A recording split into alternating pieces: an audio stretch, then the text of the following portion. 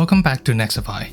In the last video, I asked if you guys wanted an overclocking guide, and actually quite a lot of you said yes. So, in the next few minutes, I'll show you how to optimize your GPU by undervolting and overclocking. It's easier than you think, and it could result in a 10% performance increase if done correctly. However, before doing that, you might need to know a bit more about the concept of undervolting and overclocking. Let's begin with undervolting. It allows your GPU to run at a lower voltage than factory settings. Meanwhile, overclocking means boosting the GPU core clock above the factory clock speed, sometimes associated with higher voltage values. Now you might be wondering, wouldn't those adjustments make the GPU unstable? Yes, but no, they wouldn't if they were done correctly. In fact, GPU manufacturers will set a standard frequency voltage graph for a particular GPU model instead of adjusting it for every single GPU. That's because every GPU chip has its own minimum operating voltage at different clock speeds and overclocking potential. This is also known as the silicon lottery. And therefore, it would take so much time for the manufacturers to fine-tune each of them. So instead of doing that, they apply a conservative graph to ensure every GPU runs stably and on par with the standard performance as advertised. And that gives us PC users some headroom to optimize our GPU performance. Okay, that's the basics you need to know so you don't fry your GPU. Now, here are some software you need to install for GPU overclocking. First of all, MSI Afterburner. Make sure you get the latest version, which is 4.6.6 at the moment. Then get yourself the 3DMark benchmark software. It's going to be useful when you are stress testing the GPU stability. If you don't want to buy it, don't worry. The demo version is completely free and it includes benchmark tests like TimeSpy and Steel Nomad, which are good enough for stress testing.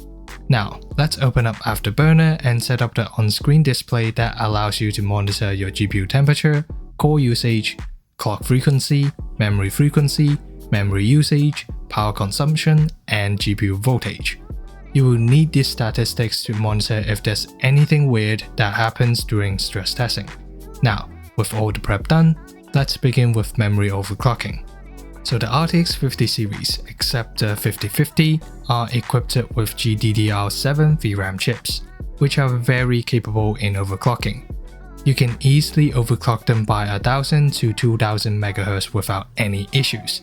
However, make sure to check if your GPU heatsink covers your VRAM chips before overclocking, especially when you overclock it by 200 MHz or even more, as they can generate an enormous amount of heat which can lead to serious overheating and stability issues. Therefore, I wouldn't recommend overclocking it for more than 2000 MHz. Now, moving on to GPU core overclocking and undervolting. To overclock a GPU, make sure you set the power limit to the maximum. My GPU is capped at 111%, while some GPUs can't even go over 100. It's completely fine, just make sure that it's at the maximum. After that, you can begin increasing your GPU clock frequency. Most RTX 50 series GPUs can be overclocked by 210 MHz easily, so I would try and start from there. Make sure you click apply before opening the curve editor so you save your settings. In the curve editor page, drag down the section of the curve that's above 1.025 volts. This is to lower your GPU's operating voltage, which can lower its temperatures and give more headroom for overclocking. After that, click apply and run the 3DMark TimeSpy benchmark to see if it crashes or any unstable issues appear. If everything is fine, go ahead and increase the clock frequency by 60 MHz. Run the benchmark again to test for stability, and continue doing these two steps until 3DMark crashes. When that happens, lower the frequency by 30 MHz and run the benchmark again. If it still crashes, lower it by 30 MHz once again. At last, run the Steel Nomad benchmark as a final test.